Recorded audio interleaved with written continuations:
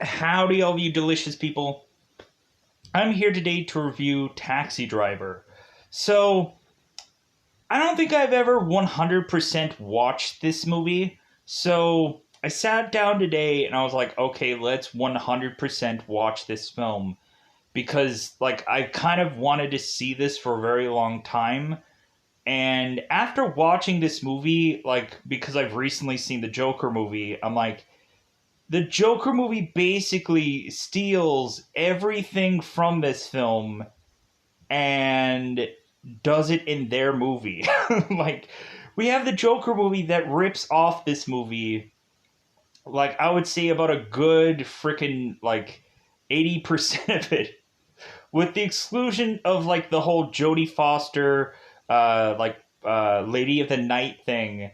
They basically steal pretty much everything from this movie, even to the point of the gun freaking hand thing to the head. They steal that too.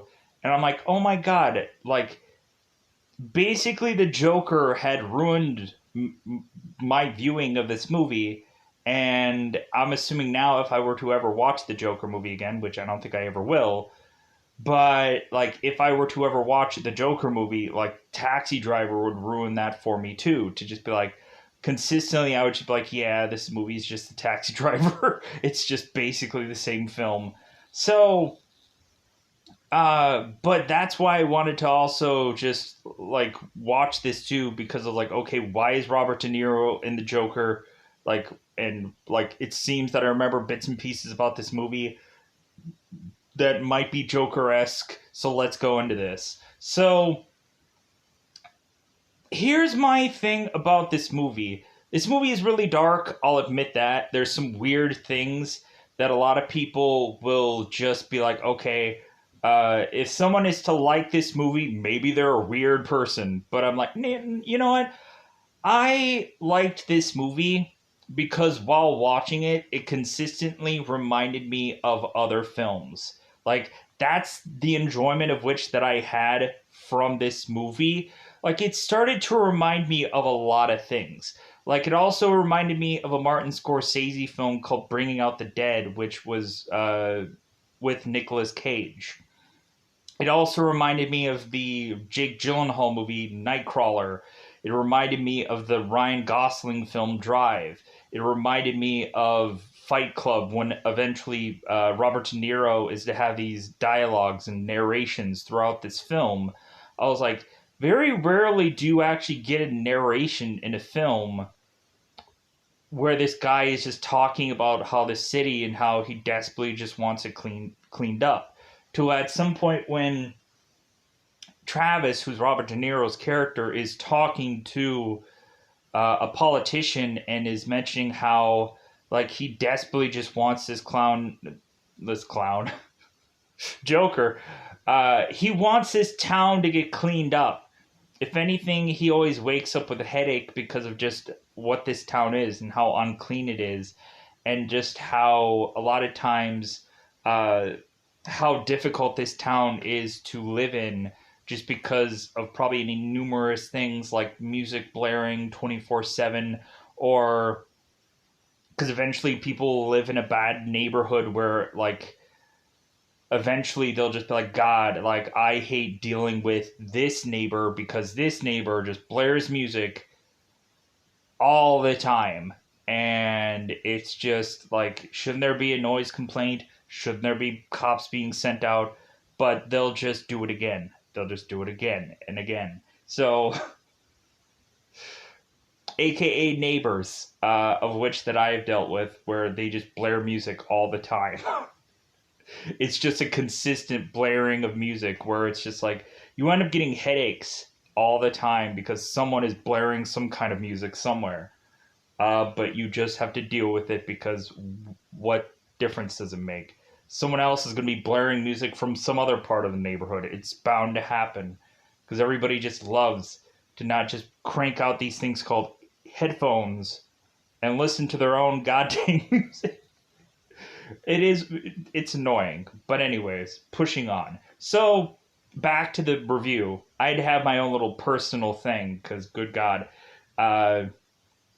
Anyways, So going into this film, uh, we have Travis who is to eventually go because he can't sleep and he's an insomniac. We have Travis who eventually is to do the night shift with this taxi driver. And so we start to see some dark sides of kind of being a taxi driver, where we have all these kind of interesting stories. Like we even have Martin Scorsese himself going on and having this story in his own head play out about what he's going to do with his wife in this film.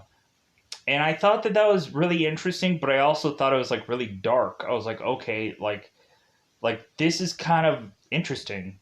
Like it was also kind of cool in like Bringing Out the Dead, where you had Martin Scorsese, who is to be like a radio person inside the radio thing with Bringing Out the Dead. I thought that was really cool, but it's a whole side story, whatever. So, uh, so going into this, we eventually have Travis's character who seems to go, and while he's on his route, he eventually goes and sees a woman, which he ends up calling like the most beautiful woman that he's ever seen. And then all of a sudden, it doesn't seem like he can figure out or doesn't exactly know after he is to get this woman how to really keep her and to keep her happy. And so that eventually slips out of his hands. And then eventually he is to like start to go and try to do what he thinks is doing some good, and while also doing some good, trying to protect himself along the way because of how bad this neighborhood is really getting. And where we start to see like some of these other taxi drivers are telling Travis's character, it's like, well, hey, like, do you think you need some protection? Do you think you need to buy a gun? Like, do you like, hey, like, there's some people that are just unsavory characters. Like, this isn't always the best neighborhood, and so hey, like, if you have to have a gun, like, go ahead and get one. So, but yeah, so eventually we get a story where eventually Travis ties himself to a girl named Iris who had tried to run away from her pimp and go into this cab and try to run off.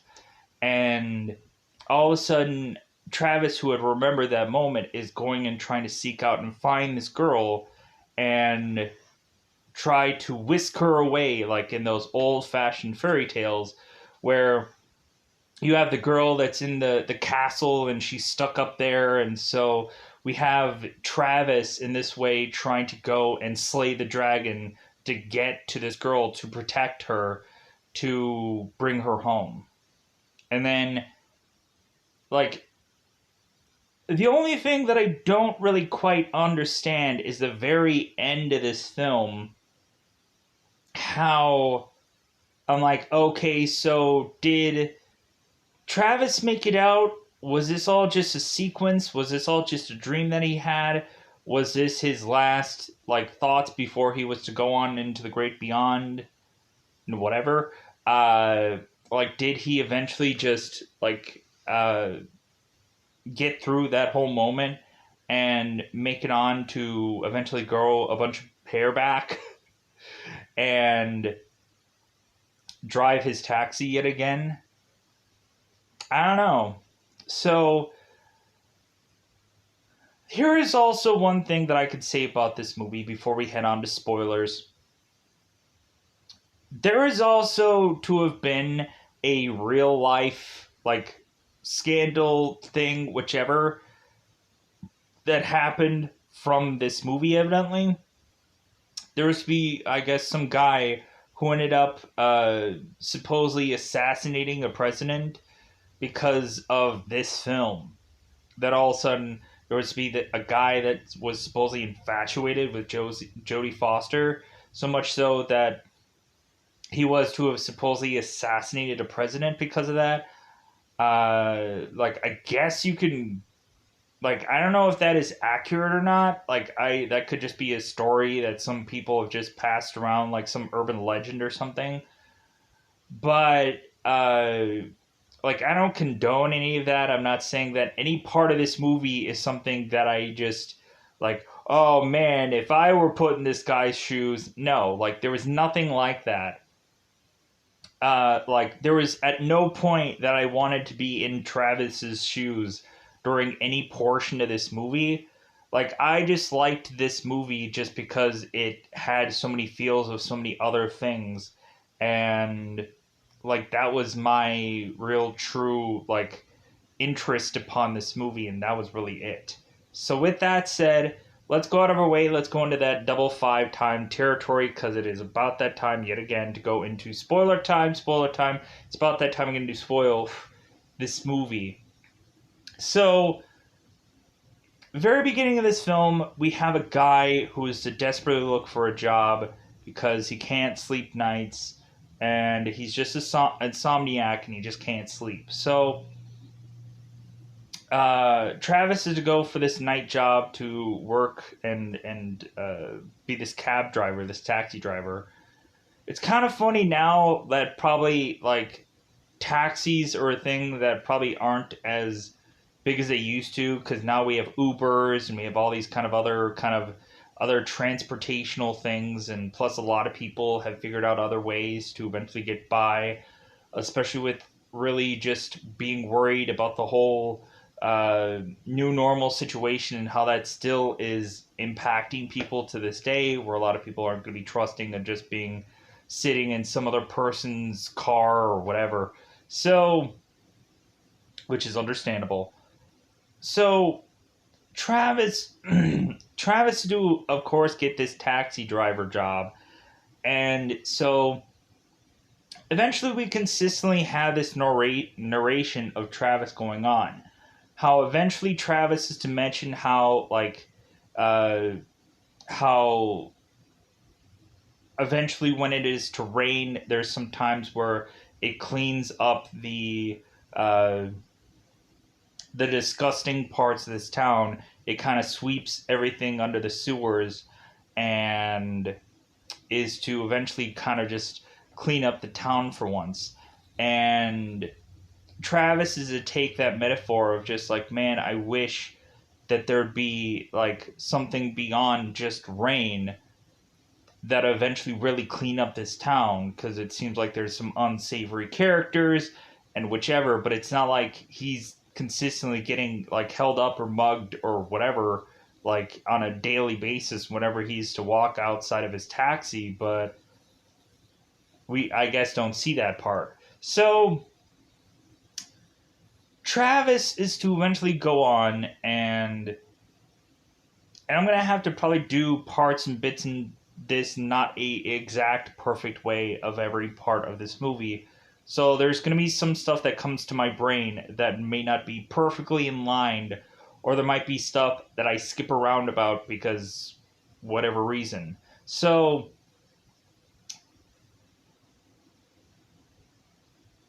eventually we have Travis who is to consistently go and park his car by this political workshop that they're trying to campaign for this guy called Palpatine, or like Pal God uh, Palpatine, yeah, Charles Palpatine. So the Star Wars guy, Palpatine. That's weird, right?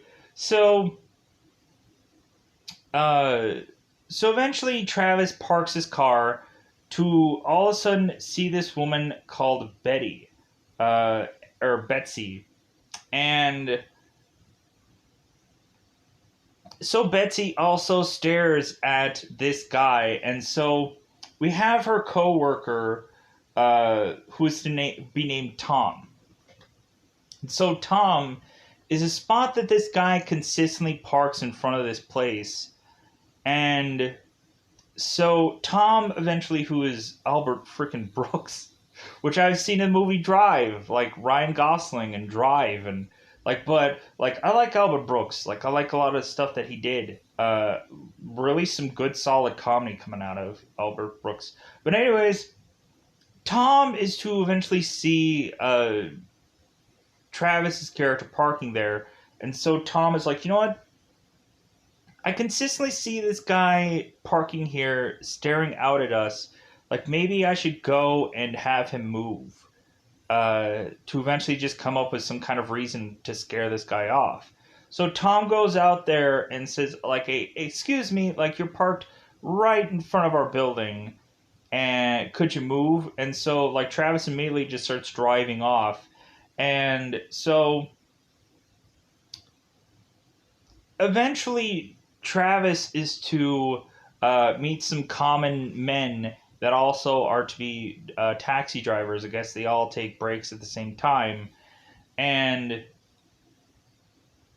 so, like, we have this guy who's Wizard, who, of course, is Peter Boyle, that a lot of people remember him from, like, Young Frankenstein or Everybody Loves Raymond or any number of things. So, Wizard is to have this story that evidently there was to be one time in his cab where I guess all of a sudden this woman was so hot and heavy that Wizard jumped into the back of his cab and they just had a thrill together, and I'm just like, okay, this is like, you know, when you have like people that probably have stories that you really just can't believe, but like I guess people just get lucky for whatever reason. And so a lot of times you have these stories just written off as a joke, or someone probably has said this story probably 100 times, and it's just like, yeah, we get it. Like you had this one lucky ride, let's just say. So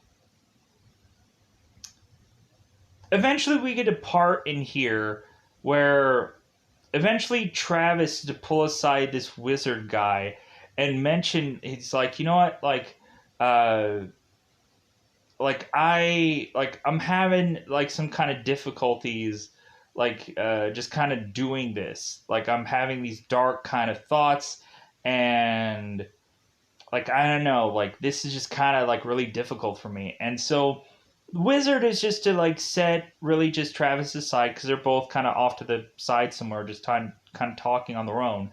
And Wizard is just like, hey man, we're all just people. Like really, it's just like you see a guy that lives here and lives there and lives, and like we're all just like, if anything, uh like eventually you'll just kind of grow into this. Like eventually you'll meet people and like you'll just have to deal with them, but eventually they'll just roll off your shoulder. Eventually everything will kind of like, you'll just kind of get used to it. You just need to get used to it. So like that kind of thing. I'm hugely massively paraphrasing what this guy said, but so eventually Travis, after talking to his guys and talking to the guys that he works with consistently, eventually he goes and he like is to see a guy that has this gun collection for of course Travis to buy guns.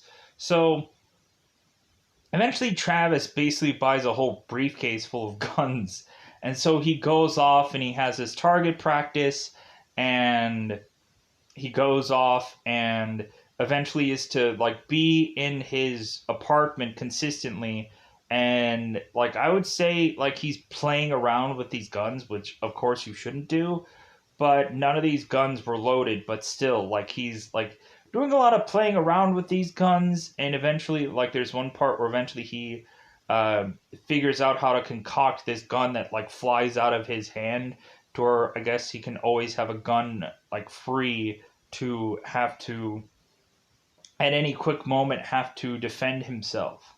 So because this guy just has nothing but time to just kind of figure these things out. So before like the whole gun buying and the whole like dark thoughts and everything like that, eventually Travis goes on into this Palpatine uh, office and decides that he wants to talk to Betsy and like just kind of talk about how she's the most beautiful woman that he's ever seen, and how like she like the way that she kind of holds herself, and then eventually he is to just kind of butter her up so much that eventually Travis is just like, "Hey, how about you and me? Let's go out. Let's go to dinner. Let's go out to eat." So eventually this girl uh goes with Travis and to have this dinner. And so weirdly we have Travis who is making all these like thought processes of how he sees this woman and how he thinks her life is, and this girl is just buying into it for whatever reason. I'm just like, this seems kind of weird where Travis is just going off where like through a window Travis is making the consensus that uh that Betsy's like coworker who is Tom, who she ended up doing some lighter trick to try to with only two fingers how like to figure out that someone can light a match. And I'm like, man, hopefully I was so concerned with like Tom putting a match inside of his mouth. I'm like, oh my god, I would never do that in my life. To just be like, hey, let's put a freaking match in my mouth because that's just going to burn my face.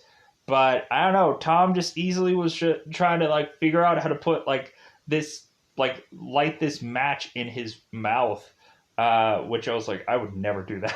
So, uh, so yeah. So Travis is telling Betsy uh, that he thinks that her coworker Tom doesn't respect her, and that really it seems that she's not really happy at what she's doing, and like all this stuff to eventually try and get to woo Betsy.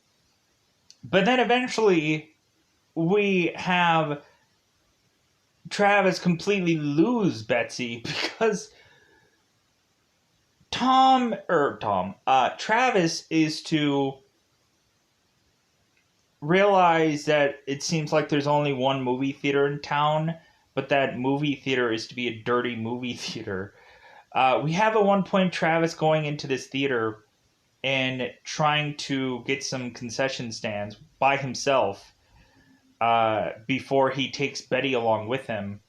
So, so Travis goes and starts buying all these snacks, and evidently they only have a certain kind of snacks. So Travis goes on and watches this movie, and then so eventually Travis takes Betty to this movie, and there's some real slight hesitation that Betty is to have because she's like, "Well, is this a dirty movie?" Like, and Travis is like, "No, no, it's a fine film," and so eventually both Betsy and Travis go into this film, and then of course Betsy eventually walks out and she's like, how could you have sent like how could we have gone to this movie? Like, this is a dirty film, and basically you're just kind of telling me let's go and F. Like, let's go F. Like, that's really what you're just saying right now is like, I don't really care about you, let's go and F.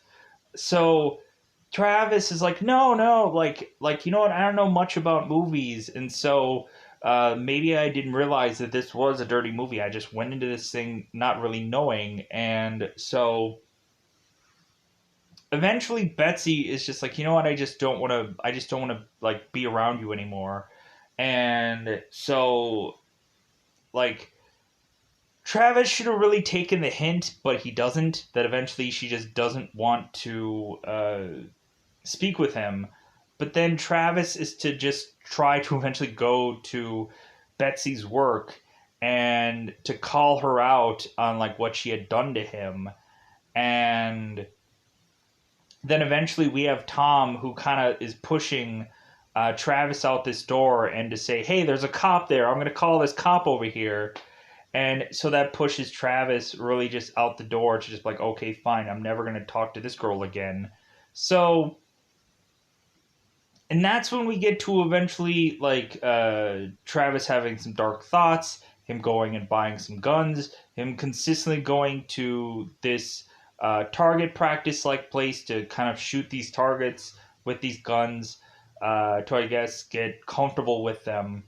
And so eventually Travis is to seemingly find uh, this one Jodie Foster who is to try to get into his car, and this girl named Iris. And so Sport is to be this guy who is to be Jodie's pimp or Iris's pimp. And it's so weird to say this. But anyways, very rarely do I get pimp films, but I've gotten to any number of films recently. But it's been a while since I've had to say any number of like any kind of lingo because it's been such a while. Like I know before, like on another channel, would have to say this kind of content a lot. Where just like, oh yeah, like a woman would take off her clothes and and we'd have pimps and whatever. Like I'd have to say those kind of movies all the time. So now it just kind of feels so weird to go back into that because eventually, like I would have done that so often and other things. So backpedaling now. So eventually, Travis is to go to Jodie and just be like, hey, like I want to like how much kind of thing. And so Iris is to tell Travis to go to this guy named Sport, and so Travis goes to Sport, and he ends up saying the fees of all of it, and but Sport isn't going to take the money. He's like, oh no, you go with Iris, and you make this deal. I'm like, what the fuck? Like, who is to be who here? But we also had Sport, who is to mention like, hey man, you were a cop, because like in all honesty, Travis does kind of look like a cop. We have him who is to have been this supposed Marine who had been honorably discharged. And so, yeah, like he kind of comes off as a cop. And so eventually, Travis is to talk to Sport. And Travis has this kind of like back and forth about him where it's like, are you going to entrap me? Are you going to do something to me? Like, you look like a cop. It's like, so, like, I don't know, like, I guess Travis, I guess that's why he ended up going with that, like, Mohawk like style, uh, was to really look drastically different than what he was, because I guess he was coming off like a cop. Um, Here's the thing about this, though. Like, for Mohawks, like, I love Mohawks, like, freaking, hence why I spike up the hair that I do. But, like, for me, like I don't really like the shortened mohawk, whatever. I always would try if I would to like have to cut my hair for whatever reason because I cut my own hair. Like I would try to make it to where it kind of seems more like it's kind of like one stretch of like the whole sides are taken off. Like I would never go that kind of like really just patchy or short unless I forcibly had to for whatever reason because I was like I was cutting my hair, and then it eventually just got to the point where I was like, okay, like there was only this certain portion of hair. Yeah, but like I bet freaking Robert De Niro didn't cut his own hair.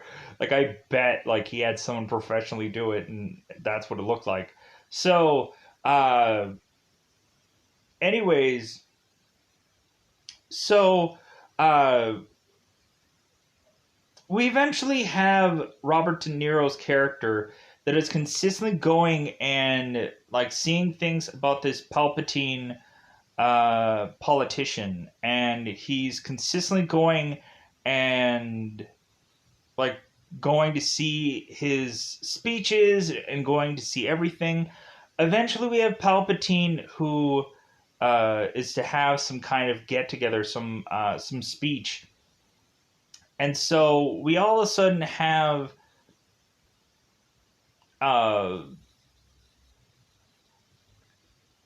have Travis's character going and standing next to this Secret Service guy, and is to talk about him. and just be like, hey, like how is it that you kind of get this job? Like how is it that you like he kept kind of poking at him like kind of and just like, hey, like so evidently you're a Secret Service guy, but like the guy doesn't even want to say that he's a Secret Service. He's like, hey man, I'm just waiting for some guy to come up. Like I'm just waiting for Palpatine.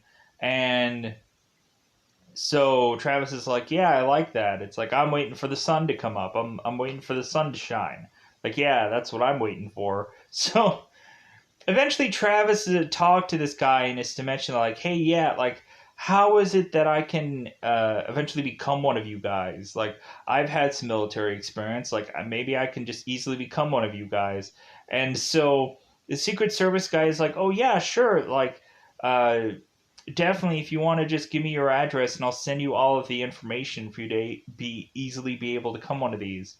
And so Travis to all of a sudden not really believe what this guy is saying, and so I think Travis ends up giving this guy a fake address, and because obviously like the zip code was the wrong numbers, and because eventually the security the Secret Service guy calls him out on it. It's like, I'm sorry, your zip code is six numbers. Like, what was the and like so?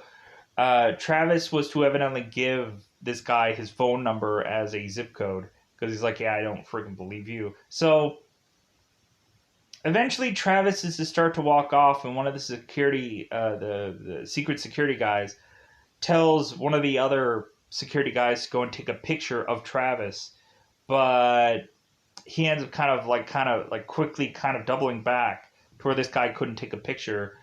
And so eventually later on we have another Palpatine speech thing where eventually Palpatine is kind of making his way after doing this speech talking about we are the people, and that's all that he ends up saying really. He's like, we are the people are us, and yeah, like isn't that like we should like everything should be changed, but you just repetitiously continuously having this person like use this we are the people kind of thing. So eventually Palpatine is trying to get out of there and try to avoid all these people to all of a sudden have Travis, who is there and almost going to whip a gun out seemingly against his politician.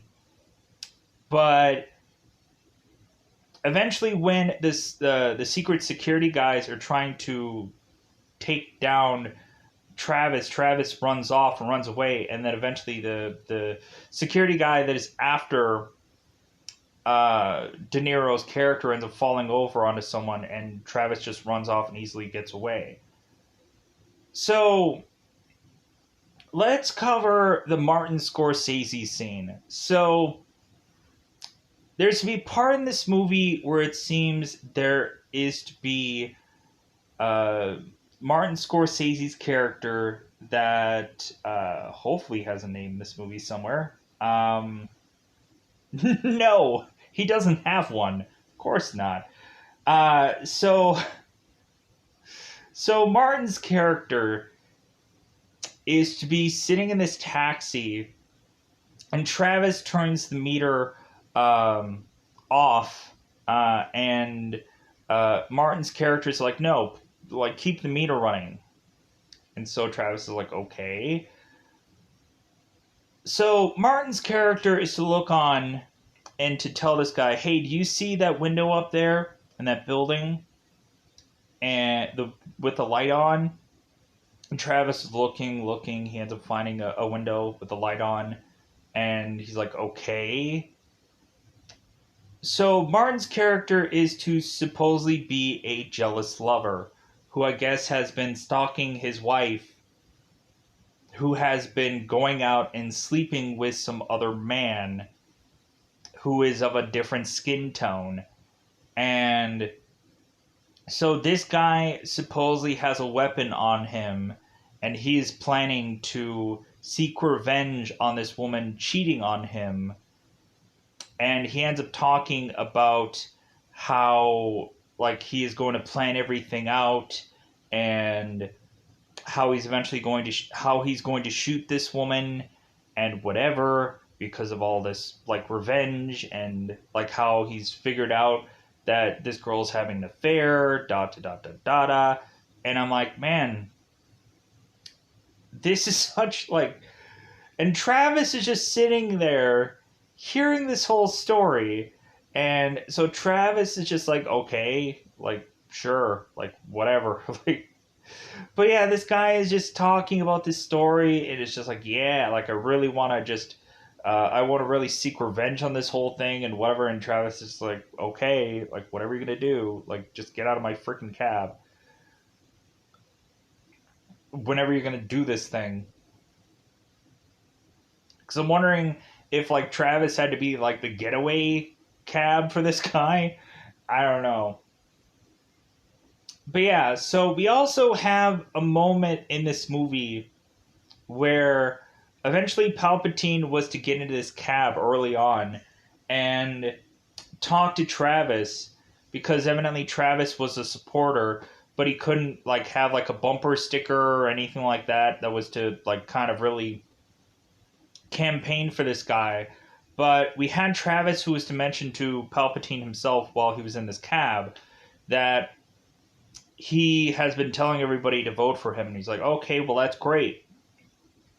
So Palpatine asked Travis, it's like, well, hey, like, what is the kind of one thing that you would like to change? Like, if you were to have the power, like, what would be one thing that you want to change? And so Travis goes on and talks about how this city it just feels like a sewer that needs to be flushed. That eventually he wakes up every day with a headache because of this city, because of this place that he lives. So eventually there's this escalation where eventually we're just assuming that Travis is due basically just not to talk about how dirty the city is. It's really just how like just polluted it is, or just polluted with people it is that aren't the best savory characters, and so on and so forth. But here's the thing, like, I would have loved to see this town to be really darker, to be really dangerous, to be really like, I don't think we get the justification of which that Travis is actually making about this city. Like, it's not dangerous enough. There's not a lot of times where you're seeing uh like the real like gunshots being had at any second of time in this movie. Like, I want to try and really understand why this place is such a cesspool or such whatever that Travis is to have this like whole speech about this. Because yeah, I see little things here and there, but I like, and there's also to be that one point in time where Travis is going to this convenience store, and all of a sudden, we have a guy that is holding up this convenience store, and Travis, who luckily has a gun on him, ends up shooting this guy who is to rob this convenience store, and so all of a sudden, Travis to be worried about like, well, hey, like I'm like I was happy to defend this convenience store, but hey, am I gonna like am I gonna get called for murder or something like that? And so this convenience store guy is like, oh no, like I'll take care of this, like I'll take care of it. And so like the convenience store takes the gun from Travis and drops it on the front of his counter, and then all of a sudden he ends up taking this like pipe or something and smacking this guy like this guy is already dead from this gunshot, but he's like beating him. Like, I don't know what he's doing. He's just beating the crap out of him. And I guess because of out of anger, because this guy was trying to rob him. And so I'm like, I'm sorry, a lot of convenience stores have like cameras now and all kinds of this like security and all this kind of stuff. And like that also is to just be like, well, the camera is also going to show you like beating up this guy like he owes you money.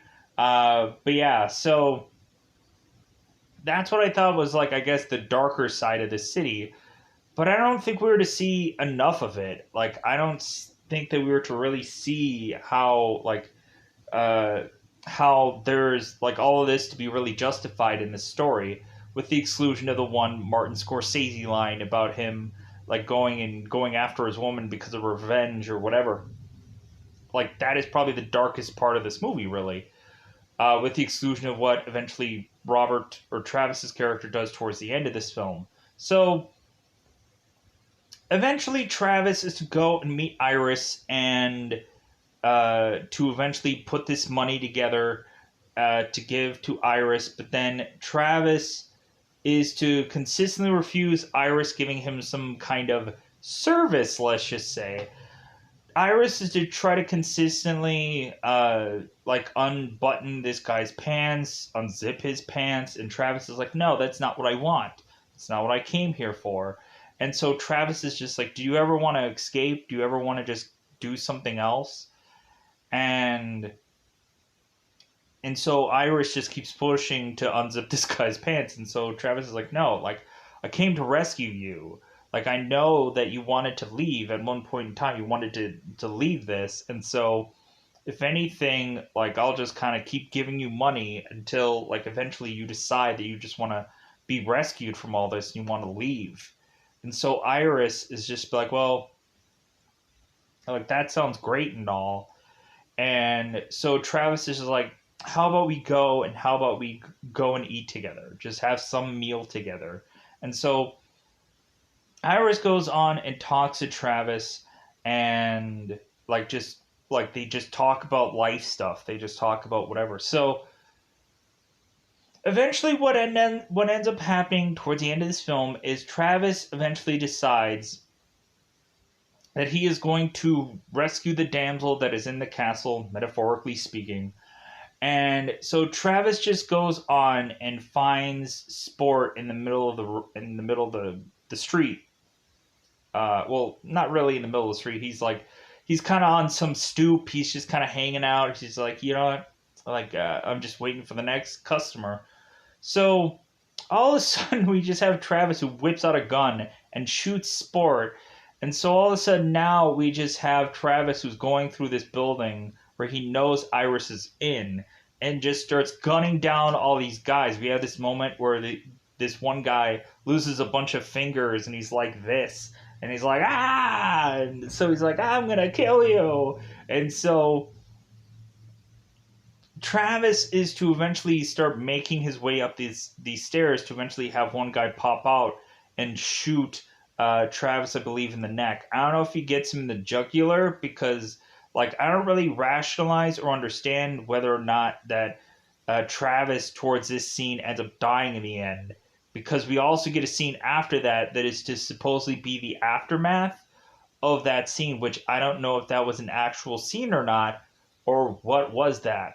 But anyways, so Travis is to eventually go and shoot up all these guys and gets so covered in blood he ends up getting shot in the arm, shot in the neck, seemingly shot a couple times here. So eventually the guy who lost his fingers goes back in to try to go after Travis, and he ends up getting stabbed in the other hand. Like, this guy dies horribly and like the worst possible way. So Travis eventually ends up going and grabbing the gun from the other guy and shoots the one guy who had lost some of his fingers. And so eventually Jody is just kind of running off at this point. She's kind of scared. And so eventually Travis is to sit onto this bed or sit onto this couch and just kind of have it like the gun to his hand. It's like kind of thing. So all of a sudden, the very next scene is to have Travis kind of talking to his coworkers, going back to his taxi driving job. And oh, we also had that one moment where Robert De Niro's character Travis was talking to Iris and just saying like, hey, like I don't know what to do with my money, so if anything, like that was the main reason why he wanted to spend so much time with Iris, is because like he has so much money that he doesn't know what to do with. So eventually, we had Travis that was eventually going to give Iris this letter and a bunch of money so she can go off and make it back to her family. So So back to the spot. So Travis is going back to work, working at his cab job after talking to his coworkers, and so all of a sudden he ends up running into Betsy again, who's to be in his taxi, and then so she ends up saying like, "Wow, that was a really brave thing that you did." And Travis is just like, well, like I'm sure a lot of newspapers and I'm sure a lot of things blow it out of like proportion and whatever. And so then Betsy kind of gets out of the taxi, but then there's this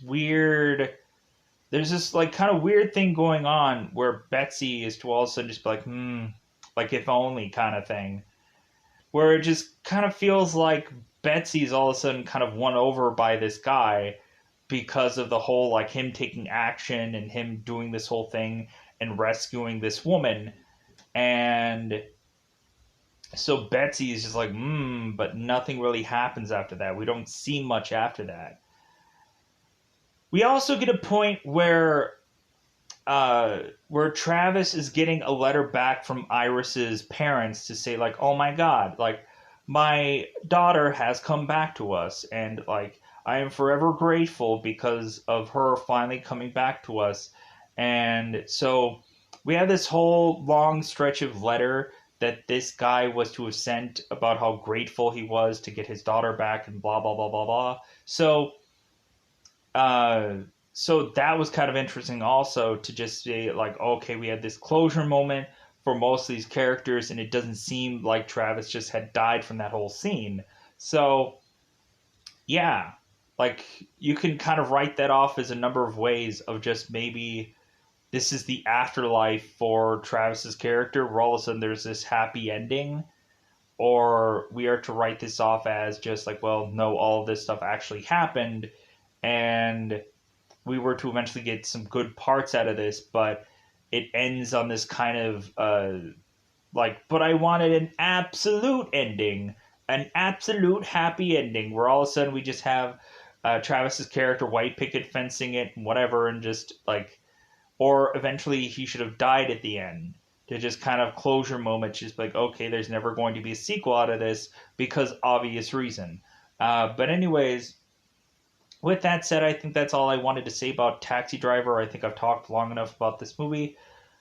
In a roundabout way, I reviewed this film, so I'm sorry if it's not perfect. People probably love perfect reviews where they go and they talk every single second to second scene. For this one, I just wanted to just kind of bring up some stuff. There might have been stuff that I obviously probably forgot about or didn't think was all that important. Because there is this movie being this thing called a long stretch of a film also. But I don't know, I just enjoyed every little bit of piece of this. Uh, it was a good film to go into, but people will feel differently about it. People will question why I had any kind of enjoyment whatsoever of this film, and that's okay too. Uh, because people will have different kind of tastes and people will have different kind of like, I hated this movie. I thought this was the worst movie I ever saw. Like, people have opposite opinions. Let me know in the comments below how you felt about this film. If you've ever seen this in your life, maybe you enjoyed this film for certain bits and pieces about it, or whichever. Like, people could have all kind of different ranges about emotions of whatever movie for whatever reason. Some people a lot of times will give me like these kind of comments where it's like, oh yeah, I remember seeing this in theaters, or oh, I remember seeing this and whatever. And that's cool. I like those. I enjoy those. I enjoy those kinds of stories. It's hard to come up with a counterpart to that, where like having me to say something about this where it's like, yeah, like I just saw this recently because I did. Like I saw the whole thing. But I remember seeing bits and pieces of this movie, and so that's what really got me to the point of just like, I never really clearly remember this film. So now it's time to watch it and clearly see this film, to really see what I have a feeling about this movie. So with that said, yeah, I'm gonna get out of here. Bye, buddy. Bye, buddy.